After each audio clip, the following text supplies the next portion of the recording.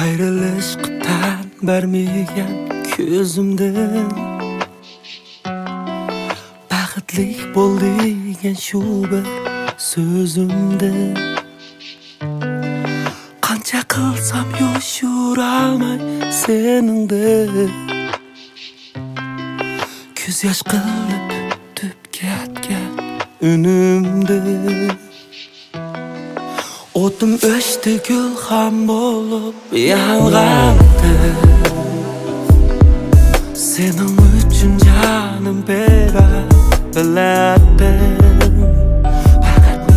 Faqat mening amalligim tilaydi Sen aman bo'l, baxtli bo'l armanim Taqdir har yon so'rab yurgan insonning manzili bor, takrori yo'q hayotning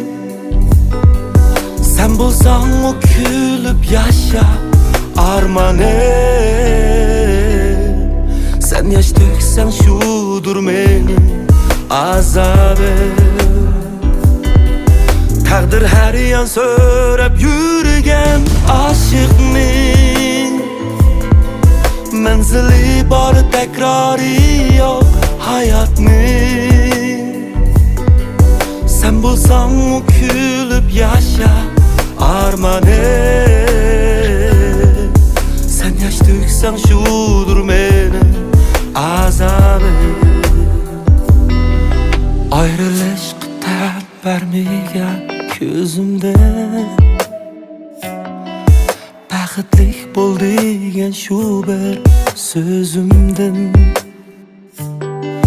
Qancha qilsam yoshuraman seningda Ko'z yosh qilib o'tib ketgan unimda Taqdir har yon so'rab yurgan insonning manzili bor, takrori yo'q hayotning Sen bo'lsang u kulib yasha armanim Sen yosh to'ksang shudur mening azobim Taqdir har yon so'rab yurgan oshiqning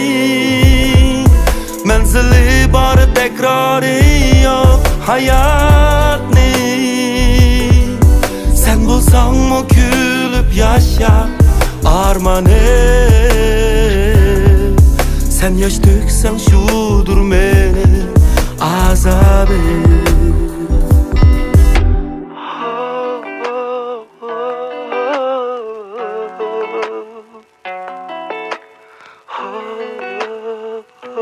Oh